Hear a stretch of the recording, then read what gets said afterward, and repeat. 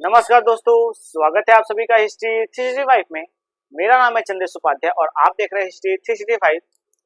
तो जैसा कि आप सभी को पता है कि हमारा जो क्लास है वो निरंतर हो रहा है और आज हम जो है वो राजपूत वंश के बारे में देखेंगे। यानी कि आप देखेंगे कि जो राजपूत वंश है उसकी उत्पत्ति कैसे हुई है और उसमें कौन कौन से वंश हमें देखने को मिले हैं।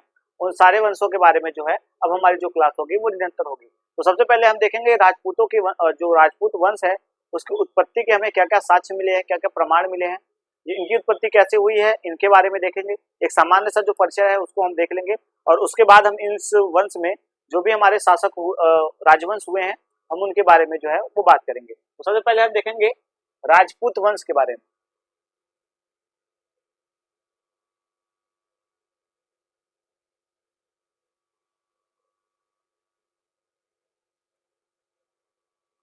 राजपूत वंश के बारे में, इनकी उत्पत्ति कैसे हुई है, इनके बारे में जो हमें प्रमाण देखने को मिलते हैं हम इन्हीं के बारे में देखेंगे। राजपूत वंश के बारे में सबसे पहले आपको बता दूं कि जब हर्ष की जो मृत्यु है वो हो जाती है और उसके बाद आप देखेंगे कि भारत में छोटे छोटे जो राज्य हैं वो उदित हो जाते हैं। तो उनको जो संज्ञा एक दी गई है वो राजपूत वंश की दी गई। यानी आप देखेंगे हर्ष के बाद जो भी राजवंश हमें देखने को मिले हैं वो राजपूतों के लगभग हमें रिलेटेड देखने को मिले हैं। तो हम देखेंगे, सबसे पहले आपको बता दूं कि हर्ष की मृत्यु के बाद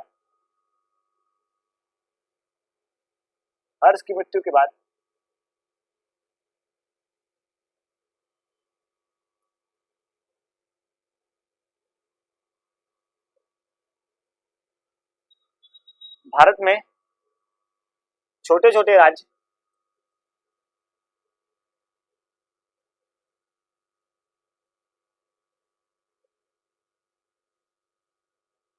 उदित हुए।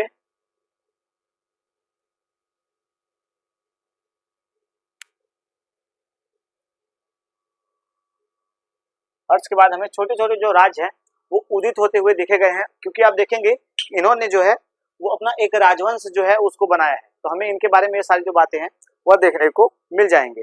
हर्ष के बाद जिस भी शक्ति का उदय हुआ इन्हें राजपूतों की श्रेणी में रखा जाता है। यानी कि आप देखेंगे कि जो भी हर्ष के बाद हमें राजवंश देखने को मिले हैं, हर्ष के बाद जो भी शक्ति सभी उदित हुआ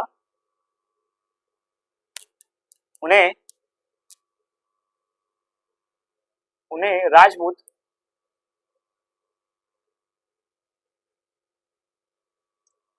की श्रेणी में राजपूत की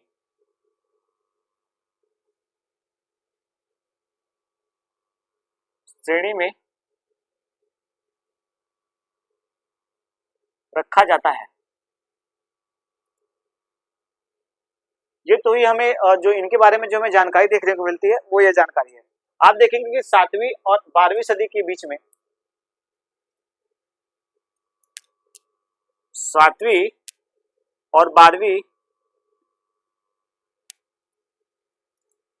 12वीं सदी के बीच में,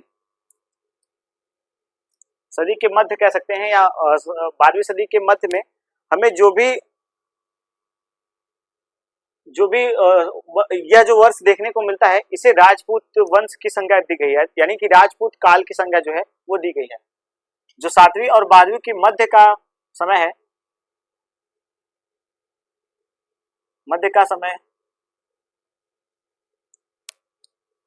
राजपूत की संज्ञा इसे दी गई है। संज्ञा दिया गया है वो हमें देखने को मिल जाता है कि इसे राजपूत की संज्ञा में रखा जाता है। अब हम देखेंगे कि एक हमें कह सकते हैं कि एक हमें इतिहासकार, एक हमें जो विद्वान है वह देखने को मिलते हैं। उनकी एक हमें जो कह सकते हैं कि विशेषता और एक उनकी बातें जो है वो हमें देखने को मिल जाती हैं। तो हम उनके बारे में देखेंगे। ठीक है, तो हम देखेंगे डॉक्टर ईश्वरी प्रसाद ने इस काल को जो है राज्यों के अंदर राज्य की संज्ञा दी है। यानी कि आप देखेंगे डॉक्टर ईश्वरी प्रसाद ने इस काल को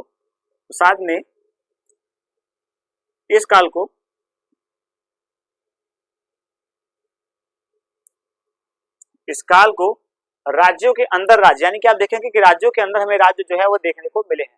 तो राज्यों के अंदर राज्य की संख्या दी है, राज्यों के अंदर राज्य की संख्या दी है।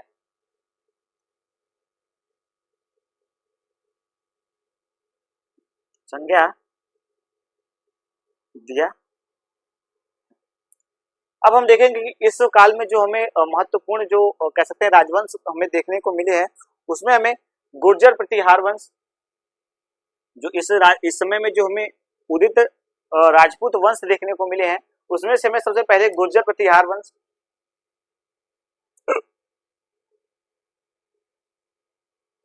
गुर्जर प्रतिहार वंश, गुर्जर प्रतिहार वंश हमें देखने को मिले हैं। उसके बाद आप देखेंगे कि जो दूसरे हैं वो पाल वंश है, पाल वंश है, राष्ट्रकूट वंश है,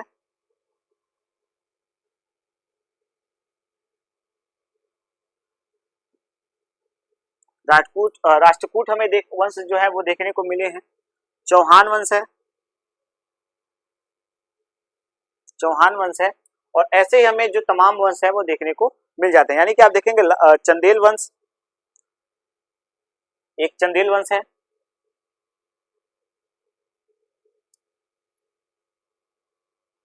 वंश, आदि वंश, राष्ट्रकूटों की संज्ञा में आदि वंश, वंश राजपूतों की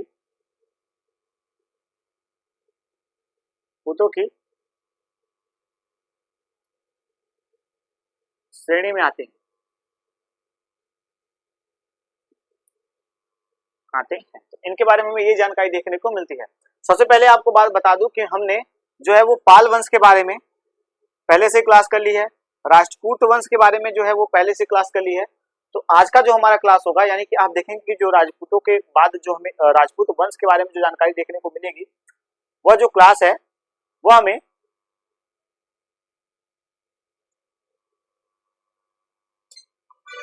राजपूतों की क्लास जो है वो हमें देखने को मिलेंगे। यानी कि आज का जो हमारा सेशन होगा वो हमारा इन सभी के ऊपर आधारित होगा। तो हम इन्हीं के बारे में जो है वो क्लास अपना जो है वह देखेंगे। तो सबसे पहली बात आपको बता दूं कि जो हमें इनके बारे में जानकारी देखने को मिल जाती है, यानी कि आप देखेंगे कि प्रतिहार वंश, पाल वंश और जो राष्ट्रकूट वंश है, चौहान वंश है, चंदेल वंश है, ये आदि जो और भी हमें जो कह सकते हैं कि वंश देखने को मिले हैं, वो राजपूत वंश के अंतर्गत हमें देखने को मिल जाते हैं। अब हम देखेंगे कि राजपूतों की जो उत्पत्ति हुई है वो कैसे हुई है। सबसे पहले हम देखेंगे कि राजपूतों की उत्पत्ति, तो हमने इधर इनको देखा, अब इधर हम देखेंगे राजपूतों की उत्पत्ति।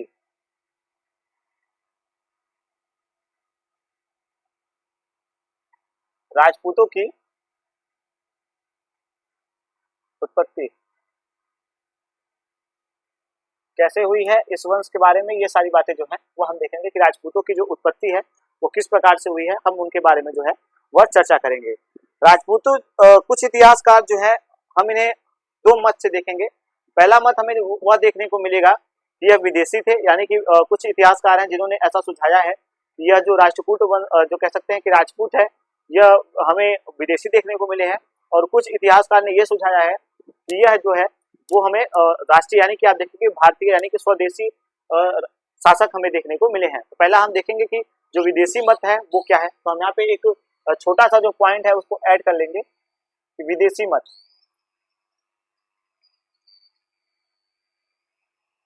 विदेशी मत, तो विदेशी मत के ऊपर हम जो है वो चर्चा करेंगे। तो पहला पॉइंट हमें इसमें देखने को मिल जाता है कि इसमें हमें कई विद्वान ऐसे देखने को मिल जाते हैं जिन्होंने इनको विदेशी सिद्ध करने का जो है वो प्रयास किया है। तो हम सबसे पहले देखेंगे इनको विदेशी किसने जो है वो सिद्ध करने का जो है वो प्रयास किया है।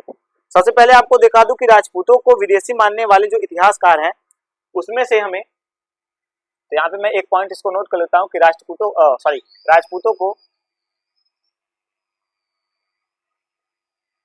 विदेशी मानने वाले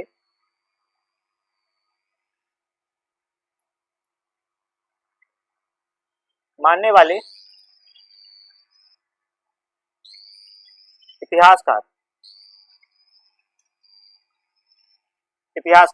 तो हम इसमें जो पॉइंट है उसको नोट करते हुए चलेंगे कि इसमें हमें क्या क्या पॉइंट जो है वह देखने को मिल जाते हैं। सबसे पहले आप देखेंगे कि इसमें हमें कर्नल डार्ट का नाम देखने को मिलता है। कर्नल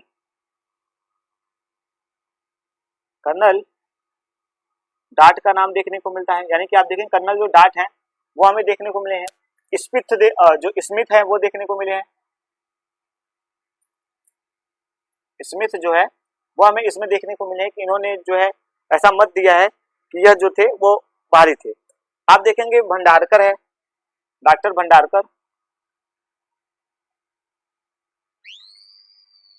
भंडारकर है। उसके बाद आप देखेंगे कनिंघम है।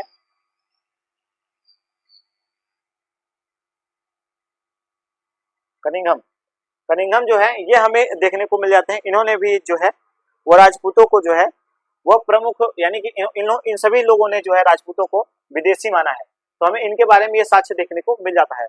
इसमें से हम एक देखेंगे स्मिथ का जो हमें साक्ष्य देखने को मिलता है। इसमें हमें थोड़ा सा जो है वो विरोधाभास देखने को मिल जाता है।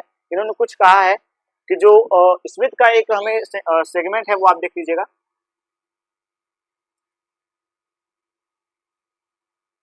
स्मिथ के अनुसार हमें एक जो है उदाहरण जो है वो देखने को मिलता है कि इन्होंने ऐसा माना है कि जो अग्निकुंड से उत्पन्न हमें 4 राजपूतों का जो है वो वंशज देखने को मिलते हैं।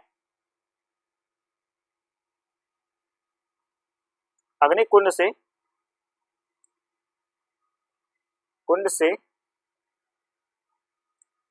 4 राजपूत वंश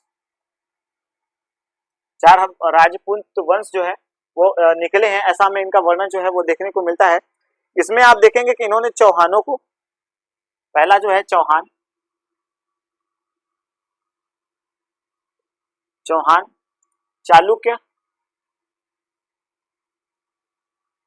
चालुक्य, यानी कि आप देखेंगे जो चालुक्य वंश हमें देखने को मिला है, गुजरात का चालुक्य वंश। आप इस चीज को नोट करिएगा। मैंने गुजरात के चालुक्य वंश के बारे में एक कह सकते हैं कि जो ब्रीफ लेक्चर है वो आपको तैयार करके दिया है, तो आप एक बार प्लीज उसको देख लीजिएगा, तो आपको इनके बारे में जो जानकारी है वो देखने को मिल जाएगी। उसके बाद आप देखेंगे कि हमें जो चालुक्य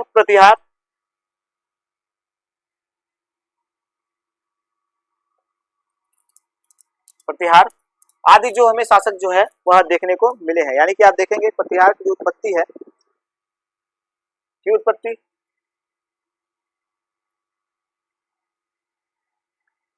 पत्ती व हुड़ और शक की उत्पत्ति जो है हुई है, शक से हुई है। इनके बारे में हमें ये जो जानकारी है वह देखने को मिल जाती है। इन्होंने जो यह वर्णन दिया है इसमें यह जानकारी हमें देखने को मिलती है कि इन्होंने कहा है कि अग्निकुंड से उत्पन्न हमें 4 शाखा जो है वो देखने को मिल जाते हैं। चौहान चालुक्य प्रतिहार की उत्पत्ति जो है वो हुड़ और शकों से हुई है, ऐसा हमें इनके बारे में जो है वो सेगमेंट जो है वो देखने को मिल जाता है। ये तो हमने देखा विदेशी मत। अब हम देखेंगे जो हमारे भारतीय मत है, यानी कि आप देखेंगे स्वदेशी, और जिन्होंने इनको भारतीय सिद्ध करने का जो है वो प्रयास किया है, हम उनके बारे में देखेंगे उन्होंने ऐसी कौन सी जो धारणा है उसको देने का जो है वो प्रयास किया है। अब देखेंगे हमें देशी उत्पत्ति के साक्ष्य। यहाँ पे आप एक जो लाइन है उसको बना लीजिएगा। देशी उत्पत्ति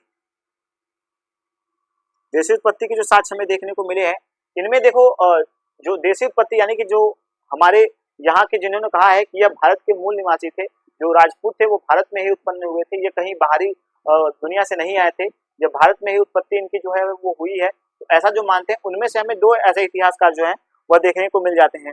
गौरी शंकर ओझा, यानी कि आप देखेंगे कि जो हमें उत्पत्ति के साक्ष्य में जो हमें पहले कारण देखने को मिलते हैं उसमें है गौरी शंकर ओझा,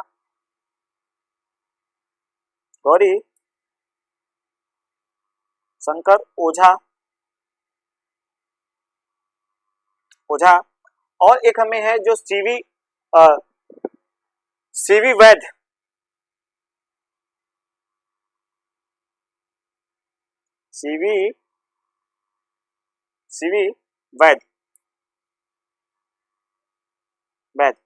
सीवी वैद्य जो है वह राजपूतों को स्वदेशी जो है वो मानते हैं। यह दोनों राजपूतों को विशुद्ध विशुद्ध स्वदेशी मानते हैं।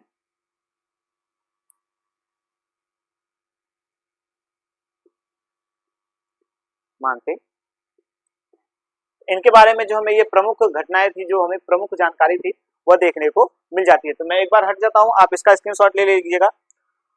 अब मैं आपको एक बार और बता दूं कि राजपूत चाहे जो भी हो, चाहे यह विदेशी रहे हो या इनकी भारत में उत्पत्ति हुई हो, जो भी रहा हो, लेकिन फिर भी हमें ये भारत के दृष्टिकोण से, यानी कि भारत के इतिहास के दृष्टिकोण से अगर हम देखें इनको, तो ये काफी ज्यादा जो महत्वपूर्ण है वो भूमिका निभाते हुए हमें देखने को मिल जाते हैं। तो इस कारण से हम इनके बारे में जरूर से जरूर देखेंगे, ये विदेशी रहे हो या ये देशी रहे हो, फिर भी यह भारत की जो महत्वपूर्ण हमें भूमिका है इनकी जो है वह देखने को मिल जाता है कि इन्होंने भारत में जो महत्वपूर्ण भूमिका निभाया है वो हमें देखने को इनके बारे में मिलता है। तो अब हम इनके बारे में एक एक वंशजों के बारे में जो है वह देखेंगे कि हमने इनके बारे में क्या क्या जो जानकारी है वो प्राप्त की है। आपको जो जो वंश है उनके बारे में जो है वो बताने का जो है वो प्रयास करूंगा। तो अब से जो है वो हमारी राजपूत वंश की एक कह सकते हैं कि जो शाखा है उसमें से सारी जो क्लासेस होंगी राजपूत वंश में ही हो सकते हैं। हमारे जितने भी वंश अब निकलेंगे राजपूत वंश में आप देखेंगे जैसे कि चंदेल वंश है, तो चंदेल वंश के बारे में हम पढ़ेंगे, चौहान वंश के बारे में हम पढ़ेंगे, प्रतिहार वंश के बारे में पढ़ेंगे, और हमने पाल वंश के बारे में और राष्ट्रकूट वंश के बारे में पहले से ही जो है वो पढ़ लिया है। तो आप अगर एक बार अगर आपने उस क्लास को नहीं देखा है तो प्लीज जाके उसको देख लीजिएगा, ताकि आपको जो कह सकते हैं कि इनकी उत्पत्ति के जो साक्ष्य हैं वो हमें देखने को मिल जाते हैं। इस प्रकार से हम देखेंगे कि राजपूत हो चाहे विदेशी हो या स्वदेशी हो, फिर भी वो भारत की कह सकते हैं कि राजनीतिक इतिहास में एक महत्वपूर्ण जो भूमिका है उसको निभाते हैं और उसका जो कार्य है वो करते हैं। तो हम अब इनके बाद जो है हमारा जो आज का क्लास है, हमने पहले राजपूतों की उत्पत्ति के बारे में देखा, इनके कारण के बारे में देखा, इन्हें विदेशी मत के बारे में देखा, स्वदेशी मत के बारे में देखा, ये सारी जो बातें थी वो हमने देख लिया है। तो अब हमारी जो आगे की क्लास होगी वो हमारा प्रतिहार वंश के ऊपर आधारित होगा, यानी कि हम प्रतिहार वंश के बारे में जो है वो अब देखेंगे। गुर्जर प्रतिहार वंश,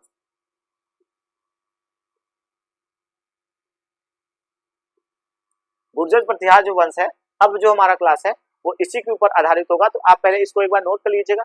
ये जो मैंने अभी आपको तथ्य बताए हैं काफी ज्यादा इंपॉर्टेंट है और ये मत जो है वो काफी ज्यादा माने जाते हैं। हालांकि मत तो हमें बहुत देखने को मिल जाते हैं, कई जगहों पे हम देखेंगे तो इनकी अग्निकुंड से उत्पत्ति के साक्ष्य जो है वो देखने को मिले हैं।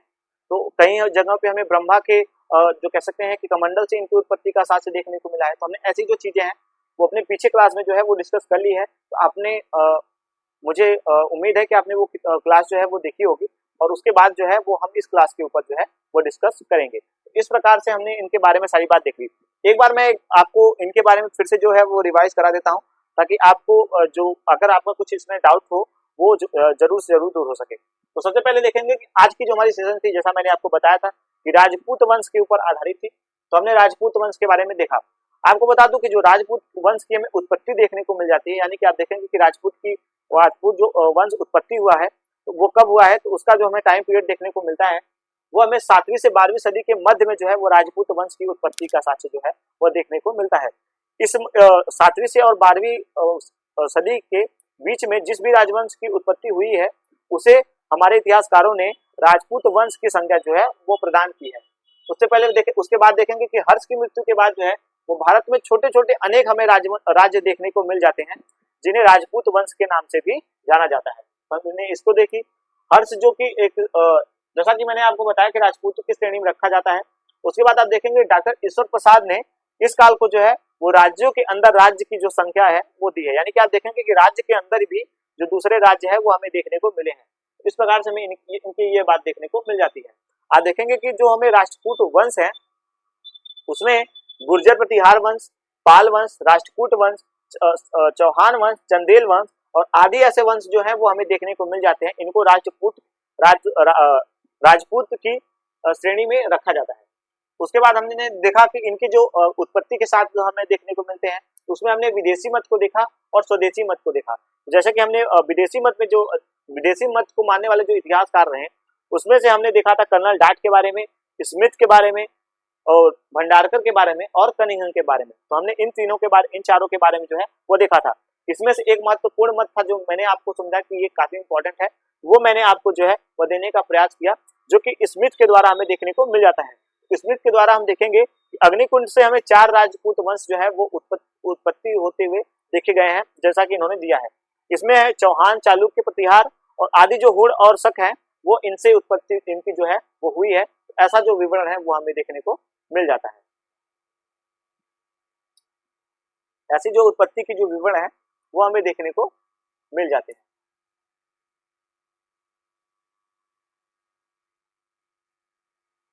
ऐसी जो उत्पत्ति का विवरण है वो हमें इनके काल में जो है वह देखने को मिल जाती है। उसके बाद हमने देसी मतों के बारे में देखा था। जैसा कि मैंने आपको बताया था कि जो देसी मत है उसमें हमारे गौरी शंकर ओझा है, बीसी वैद्य हैं, जिन्होंने इनको पूरी तरीके से यानी कि राजपूतों को पूरी तरह से जो है वो स्वदेशी सिद्ध करने का जो है वो प्रयास किया है। लेकिन आपको एक बात बता दूं कि चाहे राजपूत विदेशी रहे हों या राजपूत स्वदेशी रहे हों, फिर भी हमें इनके बारे में जो है भारत के इतिहास में इनकी जो भूमिका है वो बहुत ज्यादा महत्वपूर्ण हमें देखने को मिल जाती है। इनकी जो राजनीतिक, आर्थिक और जो सामाजिक जीवन है वो हमारे भारत के इतिहास में काफी ज्यादा महत्वपूर्ण जो है वो रोल जो है वो अदा करती है। इस कारण से हमारे क्लास में जो राजपूत है, हमारे देश में जो राजपूत हैं, इनके बारे में जो है वो हमें सटीक जो जानकारी है वो देखने को मिल जाती है। यानी कि हमें इनका अध्ययन जो है वो करना काफी ज्यादा इंपॉर्टेंट जो है वो देखने को मिलता है। तो इस कारण से जो हमारा राजपूत वंश है वो आगे अब जो है वो प्रारंभ होगा। तो हम राजपूत वंश के बारे में देखेंगे। तो राजपूत वंश के बारे में मैंने आपको सारी बातें जो थी वो बता दी, प्रारंभिक बातें।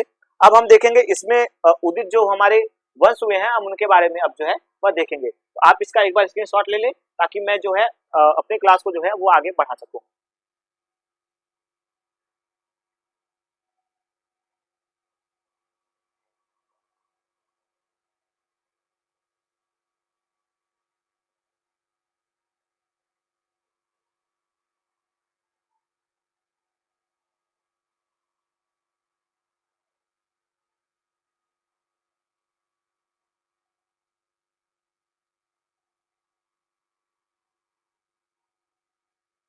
चलिए, तो हमने अब जैसा कि मैंने आपको बताया था कि आज से जो है हमारा प्रतिहार वंश जो है वो प्रारंभ होगा। तो हम प्रतिहार वंश के बारे में सारी बातें जो है वो देखेंगे। इनकी प्रारंभिक जो बातें हैं वो भी हम देखेंगे और इनकी जो सारी बातें हैं शासकों के बारे में भी हम देखेंगे।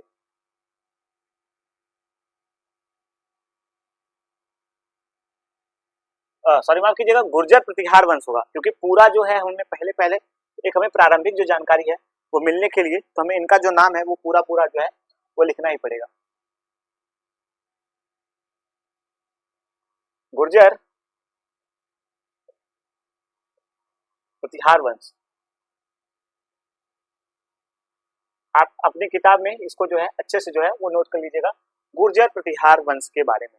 तो हम सबसे पहले देखेंगे कि इसकी उत्पत्ति जो है वो जो उत्पत्ति के साथ हमें देखने को मिले हैं वह कौन है, यानी कि जो सॉरी माफ कीजिएगा, जो इसके संस्थापक हैं वो कौन है। तो हम संस्थापक के बारे में देखेंगे। हमें जो संस्थापक है वो नागभट्ट प्रथम देखने को मिल जाते हैं। यानी कि आप देखेंगे इस वंश के संस्थापक जो है वो नागभट्ट हैं।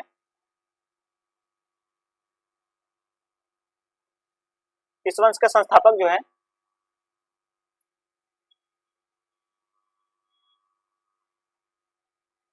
नागभट्ट प्रथम, नागभट्ट प्रथम कह सकते हैं, सॉरी माफ कीजिएगा, नागभट्ट जो हमें प्रथम है वह देखने को मिलते हैं, प्रथम। उसके बाद हम देखेंगे वास्तविक संस्थापक के बारे में।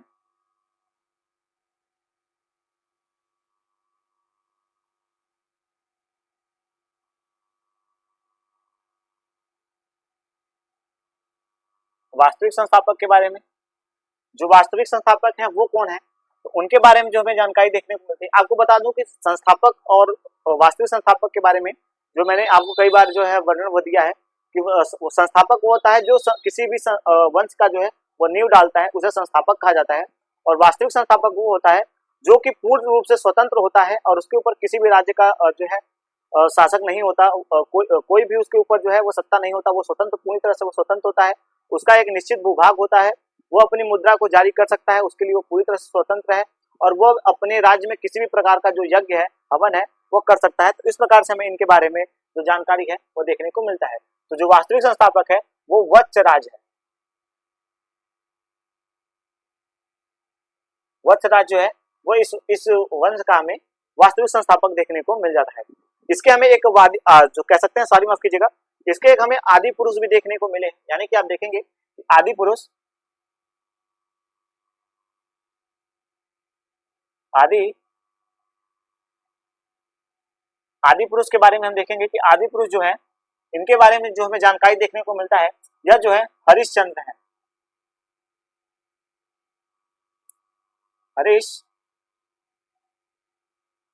हरिश्चंद्र आदि पुरुष जो है वो हरिश्चंद्र हमें देखने को मिल जाते हैं। इनकी जो राजधानी है वो हमें दो राजधानी पहले पहले देखने को मिल जाती है। आपको बता दूं इनकी राजधानी जो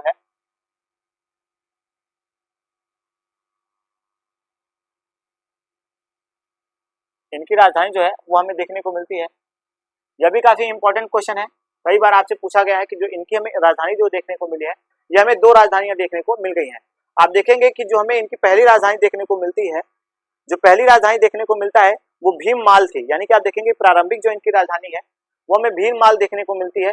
लेकिन आप देखेंगे कि आगे चलकर जो प्रतिहारों की राजधानी बनी है वह कन्नौज है।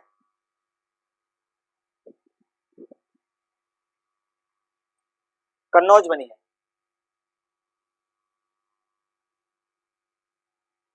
इनकी प्रारंभिक राजधानी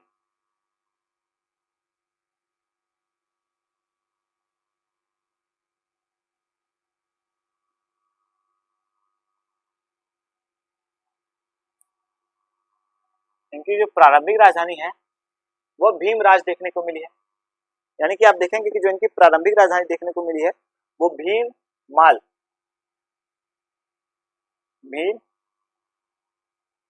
थी। लेकिन हमें इनकी जो कह सकते हैं जो वास्तविक, आप देखेंगे कि जब वत्सराज की हमें वर्णन जो देखने को मिलता है मिहिर भोज के शासनकाल में, तो हम देखेंगे कि इनकी जो राजधानी है वो कन्नौज हो जाती है। मिहिर भोज के शासनकाल में इनकी जो राजधानी है वो कन्नौज बना ली जाती है।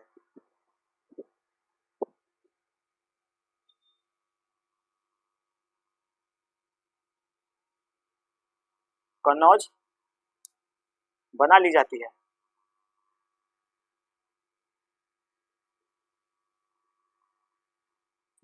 तो हम इनके बारे में ये सारी जानकारी जो है वह देखने को मिल जाती है। अब हम देखेंगे कि हमें एक अभिलेख है जिसमें हमें ज्ञात होता है कि यह जो उत्पत्ति है इनके जो हमें साक्ष्य जो है वो देखने को मिले हैं। तो आप देखेंगे ग्वालियर अभिलेख में, यहाँ पे मैं लिख देता हूँ कि ग्वालियर अभिलेख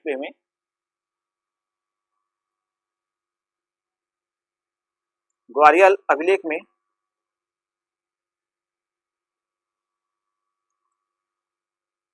ग्वालियर अभिलेख में हमें इनके बारे में वर्णन देखने को मिलता है। आप देखेंगे कि जो ग्वालियर का अभिलेख हमें देखने को मिला है उसमें गुर्जर प्रतिहार को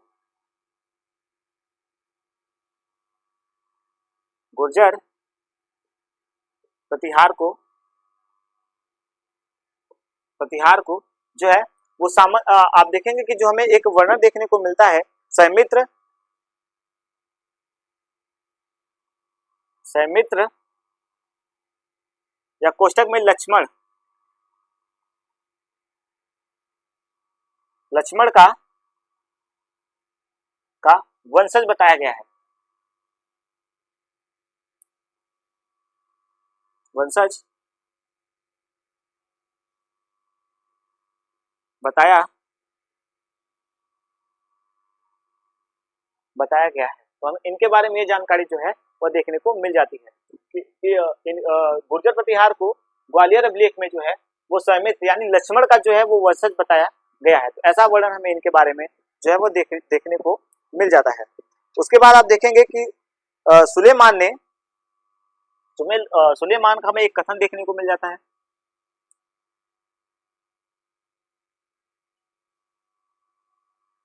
ये मुस्लिम इतिहासकार हैं। पहले आपको बता दूं कि सुलेमान जो है वो मुस्लिम इतिहासकार हैं। जब मैं सुलेमान के बारे में, आप देखेंगे कि जो प्राचीन विदेशी यात्री जो है उनके बारे में जब मैं बताता हूँ तो अपनी क्लास में मैं उनके बारे में, अब सुलेमान की बारी है तो आप इसको देखिएगा कि चीन के जितने भी विदेशी यात्री थे मैंने उनके बारे में आपको बता दिया है। तो आपने प्लीज अगर नहीं देखा हो तो उन लोगों का जो क्लास है वो जाके आप देख लीजिएगा। तो सुलेमान ने 825 ईस्वी में 825 ईस्वी में जो है जो इनका जब शासनकाल का दौरा किया है तो इनके बारे में बताया है। सुलेमान ने कहा है कि जो प्रतिहार शासक थी और प्रतिहार जो राज्य था, इनके बारे में ऐसा वर्णन देखने को मिलता है कि इन्होंने अपने और जो पुस्तक है या ग्रंथ है उसमें ऐसा वर्णन दिया है कि प्रतिहार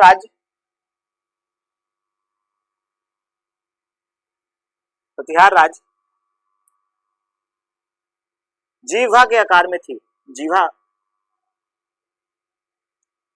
जीवा की आकार में आकृति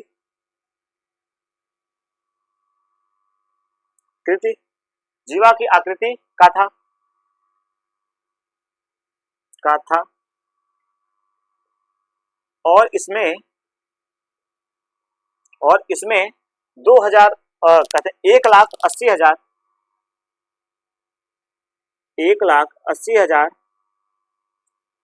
गांव थे तथा यह 2000 किलोमीटर लंबा और 2000 किलोमीटर जो था वो चौड़ा था तथा 2000 किमी कह सकते हैं, किलोमीटर कह सकते हैं इसको, 2000 किलोमीटर लंबा और सॉरी यहाँ पे मैं लंबा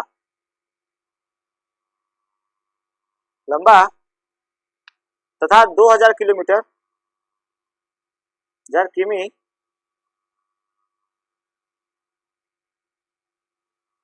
चौड़ा था।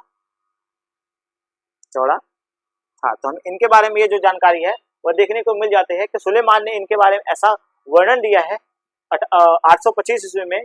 जो प्रतिहार राज्य था वह जीवा के आकार में था, जैसे कि हमारी जीवा होती है उस आकार में फैला हुआ था और इसमें लगभग 1,80,000 गांव थे और इन गांवों का जो कह सकते हैं कि इनकी जो हमें कह सकते हैं कि इसका जो हमें एक निर्माण देखने को मिलता है वह 2000 किलोमीटर लंबा और 2000 किलोमीटर जो है वो चौड़ा देखने को मिल जाता है। तो इनके पुस्तक में हमें ये सारी बातें जो है वो वर्णन देखने को इनके बारे में मिल जाती है। उसके बाद आप देखेंगे अल मसूदी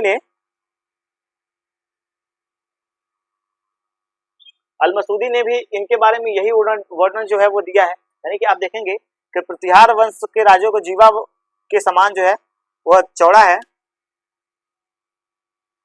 इसको आप एक तरफ लिख लीजिएगा क्योंकि यह जो है वह अल मसूदी का है।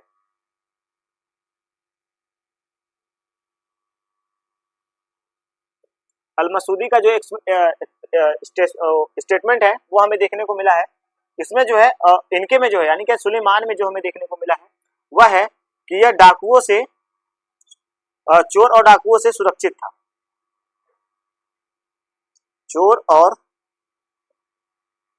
डाकुओं से पूर्णतया सुरक्षित था।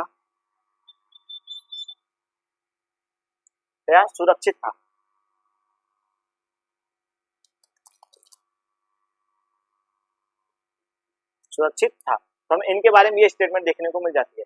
दूसरी स्टेटमेंट जो हमें अल मसूदी की देखने को मिलती है, अलबरूनी की, सॉरी माफ कीजिएगा, अलबरूनी का जो हमें दूसरा स्टेटमेंट देखने को मिलता है उसमें यह देखने को मिलता है कि जो प्रतिहार राज्य था उसमें 1,80,000 जो थे वो गांव थे और 2000 किलोमीटर यह लंबा था और 2000 किलोमीटर चौड़ा था। तो हमने पहला जो था, आपको बता दूं कि जो पहला वाला था वो हमारा सुलेमान का था और दूसरा वाला जो था वो अलबरूनी का हमें देखने को मिल जाता है। यानी कि हमें दो स्टेटमेंट जो है वह देखने को मिल जाते हैं।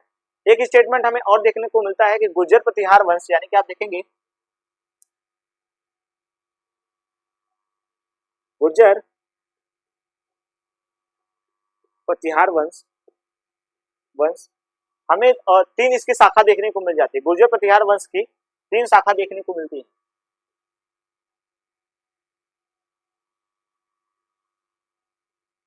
तीन शाखा देखने को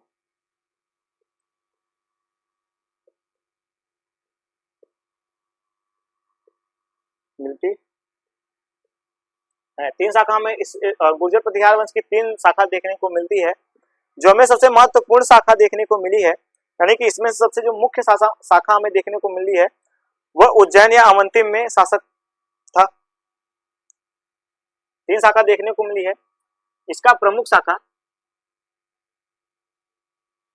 इसका मुख्य शाखा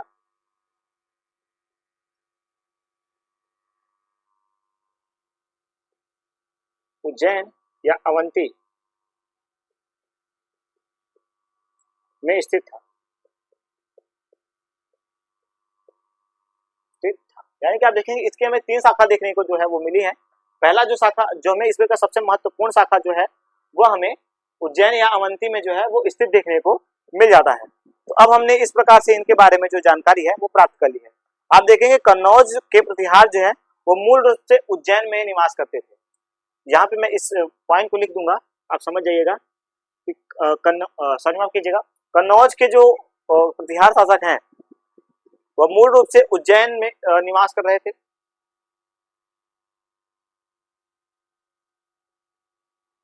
कन्नौज के प्रतिहार शाखा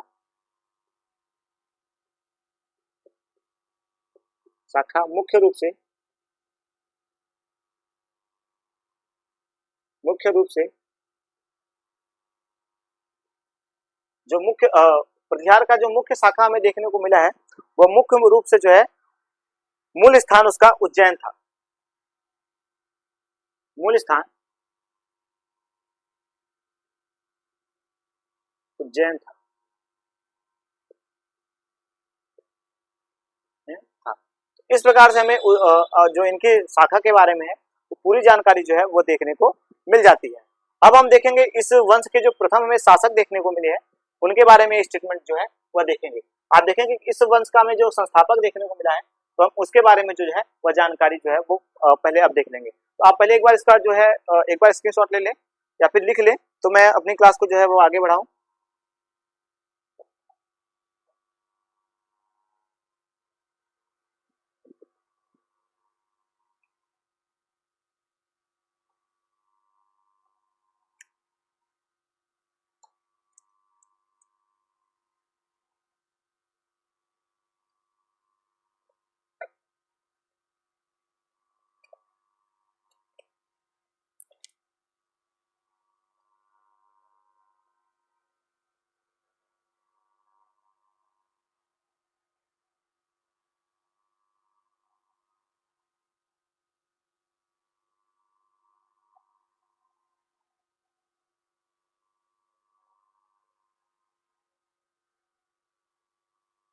अब हम देखेंगे इस वंश के यानी कि गुर्जर प्रतिहार वंश के जो प्रथम में शासक देखने को मिले हैं जिन्होंने इसका संस्थापक किया है यानी कि संस्थापक के रूप में हमें जानकारी जिनके बारे में देखने को मिलती है। अब हम उनके बारे में जो है वह देखेंगे और उनके बारे में जो जानने का जो है वह प्रयास करेंगे।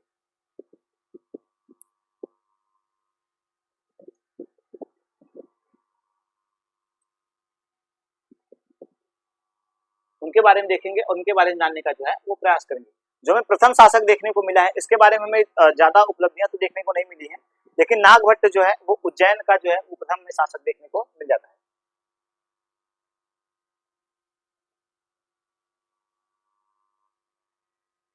नागभट्ट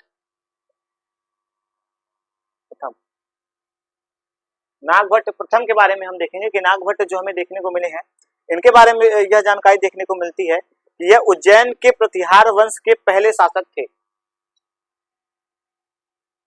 यह उज्जैन के प्रतिहार वंश के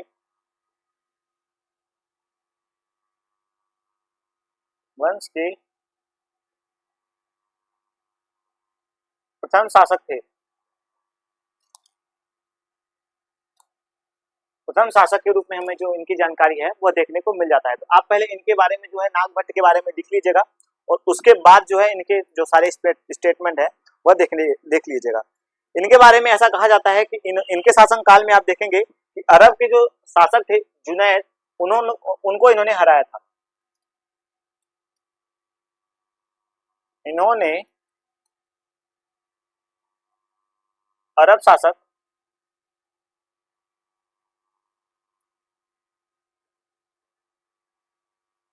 जुनैद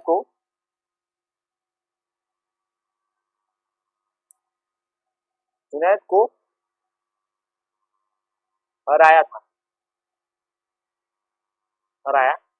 इनके बारे में हमें ये जो इंपॉर्टेंट बातें हैं वो देखने को मिल जाती है कि इन्होंने अरब के शासक को हराया था।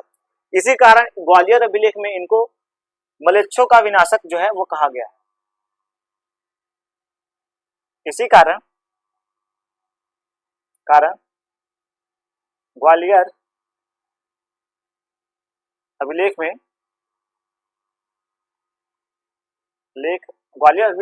इनको म्लेच्छों का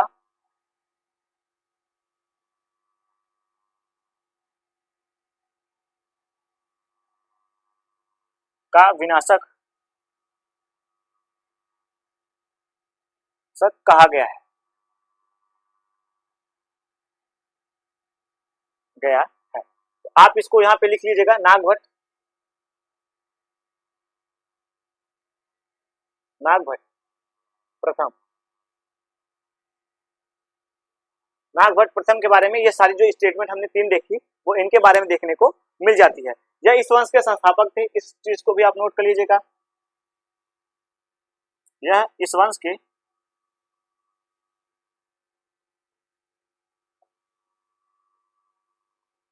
स्थापक, यानी कि इनके बारे में जो हमें जानकारी देखने को मिलती है, यह इस वंश के संस्थापक थे। ये बातें जो थी वो मैंने आपको पहले ही बता दी। अब हम देखेंगे इनके बाद जो शासक हुए हैं उनका जो हमें नाम देखने को मिलता है वत्सराज, वत्सराज, वत्सराज।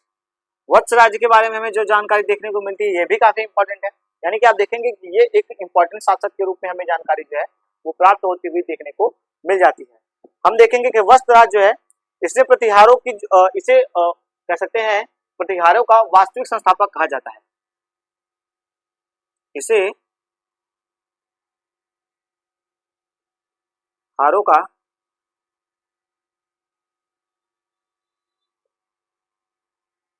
वास्तविक संस्थापक कहा जाता है।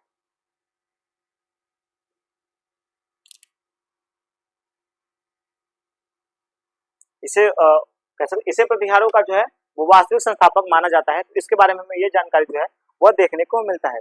वत्सराज के समय में जो त्रिपक्षीय संघर्ष था वो प्रारंभ हुआ था। आपको इस चीज को याद कर लेना है। मैंने त्रिपक्षीय संघर्ष इससे पहले की जो क्लास हुई थी उसमें मैंने त्रिपक्षीय संघर्ष के बारे में पूरी जो जानकारी थी वो आपको दी थी। तो मैंने गुर्जर प्रतिहार के बारे में बताया था। वत्सराज के शासनकाल में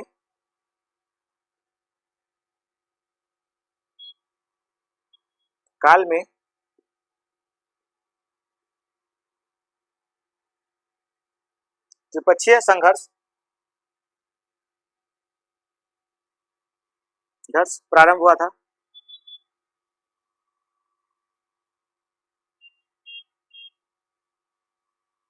त्रिपक्षीय संघर्ष जो है वो प्रारंभ हुआ था। आप देखेंगे कि इसी ने ही जो है राष्ट्रकूट शासक ध्रुव ने वत्सराज को हरा दिया था।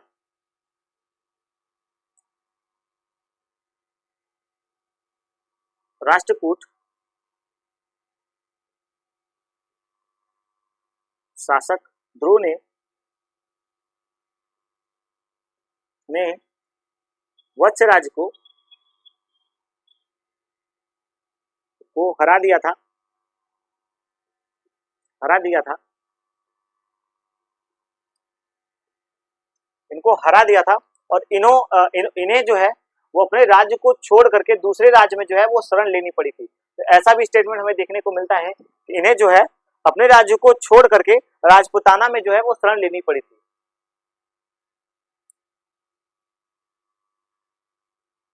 इन्हें अपने राज्य से भागकर अपने राज्य को छोड़कर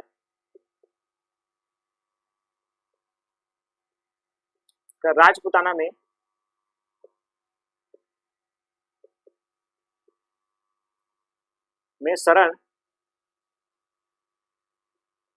शरण लेनी पड़ी थी,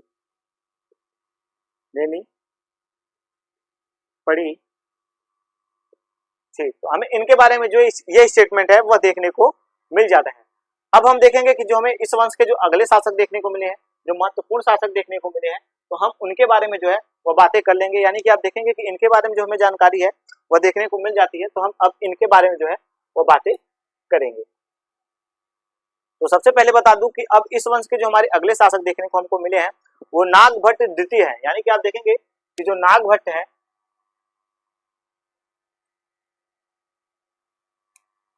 नागभट्ट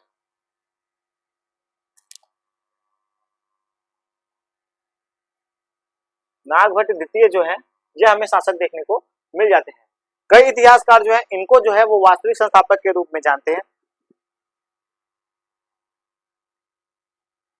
हाँ, आपको बता दूं कि सर्वप्रथम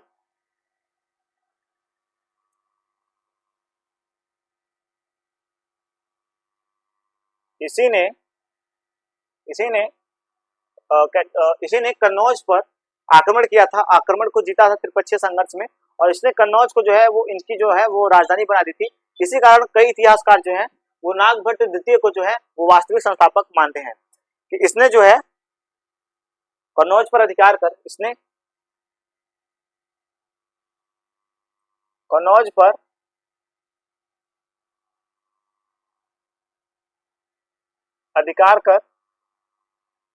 पर अधिकार कर लिया कर प्रतिहारों की राजधानी बनाई। अधिकार कर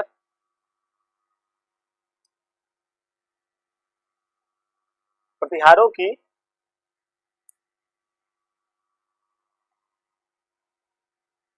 राजधानी बनाई थी। एक पॉइंट इसमें और आप नोट कर लीजिएगा कि इसी कारण कई इतिहासकार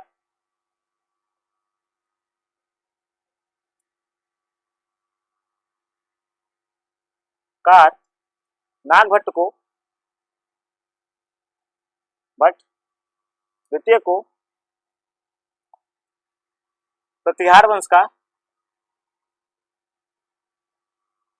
का वास्तविक संस्थापक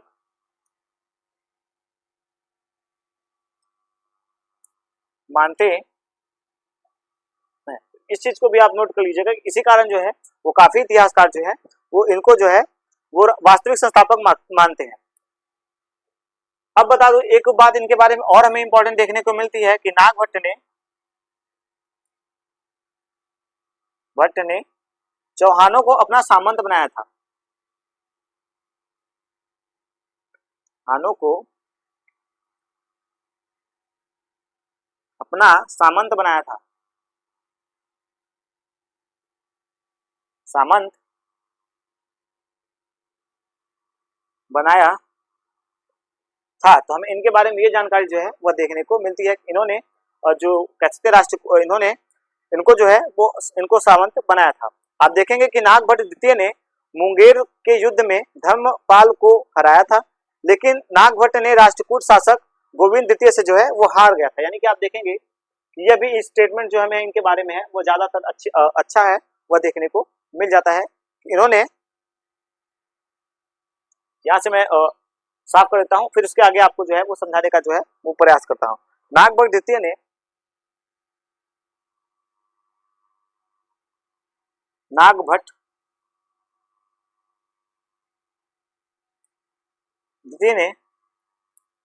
द्वितीय ने जो है मुंगेर के युद्ध में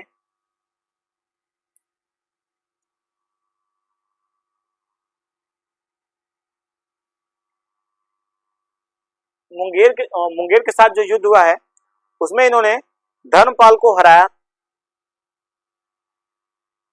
युद्ध में इसने धर्मपाल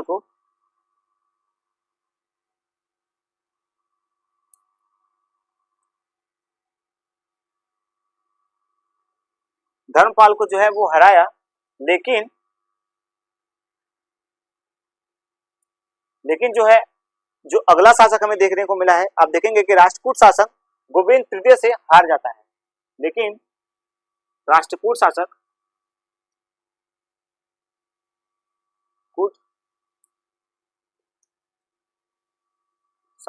गोविंद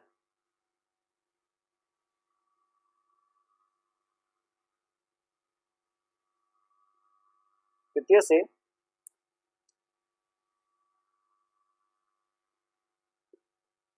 हार जाता है। इनके बारे में जो यह जानकारी है वो हमें देखने को मिल जाती है।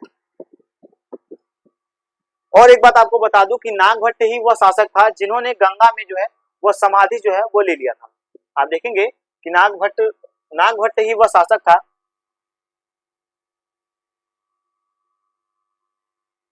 नागभट्ट द्वितीय ही वह शासक था जिसने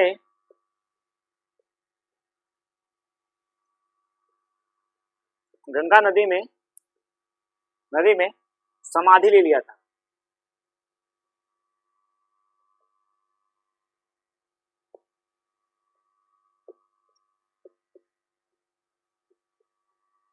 जिसने गंगा में जो है वह समाधि जो है वो ले लिया था।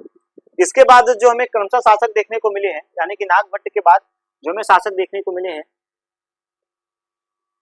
इसके बाद जो शासक देखने को मिले हैं, यानी कि प्रतिहार शासक देखने को मिले हैं, उसमें राम कह सकते हैं कि रामभद्र और मिहिर भोज हमें देखने को मिले हैं। इसके बाद प्रतिहार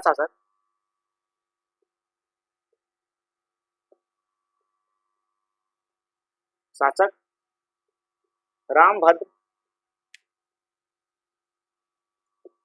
और मिहिर भोज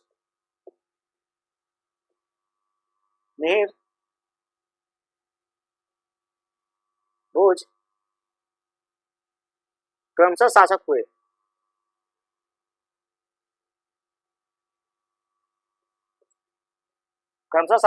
तो ये हमें इनके बारे में जो है वो इम्पोर्टेंट जो तथ्य था वह देखने को मिल जाता है। इस प्रकार से हमने आज जो है प्रतिहार वंश के बारे में जो इनके शासक हैं उनके बारे में जो है वह देखा। तो सबसे पहले एक बार हम इसका रिवाइज कर लेते हैं ताकि जो आपके कंफ्यूजन हो, डाउट्स हो, वो दूर हो जाए।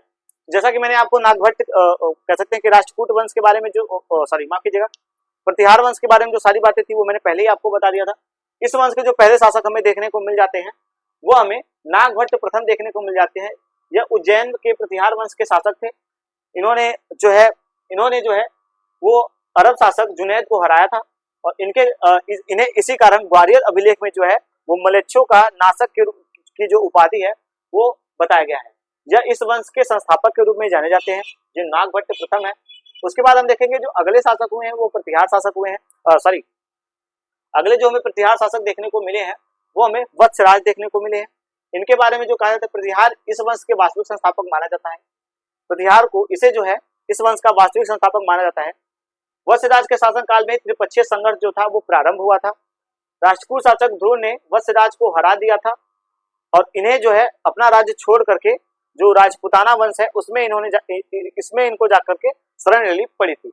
इसके बाद हम देखेंगे कि जो नागभट्ट द्वितीय है वो हमें अगले शासक के रूप में जो है वो देखने के जाते हैं।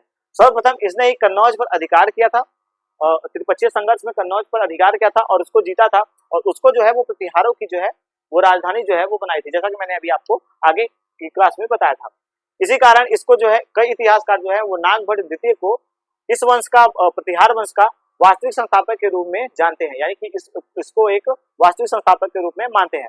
नागभट्ट ने जो है चौहान को अपना जो है वो सामंत बनाया था। जो नागभट्ट द्वितीय थे इन्होंने चौहानों को जो है वो अपना सामंत बनाया था। नागभट्ट द्वितीय का मुंगेर युद्ध में जो है वो धर्मपाल को हराया था, लेकिन जो राजपूत शासक हमें गोविंद तृतीय देखने को मिलते हैं इनसे यह जो था वो हार जाता है। उसके बाद आप देखेंगे कि नागभट्ट जो द्वितीय था वह एक शासक था जिसने नागभट्ट द्वितीय जो था इसने गंगा नदी में जो है वो समाधि जो है वो ले ली थी। उसके बाद हमें इसके बारे में एक और जानकारी देखने को मिलती है। इसके बाद जो है वो क्रमशः हमें दो शासक देखने को मिल जाते हैं, रामभद्र और मिहिर भोज। तो इनके साथ साथ ये जो है वो हुए थे, यानी कि कल का जो हमारा क्लास होगा वो मिहिर भोज के ऊपर आधारित होगा। तो आज की क्लास को जो है हम यहीं तक रखेंगे। आपको ये क्लास कैसी लगी कमेंट सेक्शन में जरूर बताइएगा। चलते हैं, जय हिंद।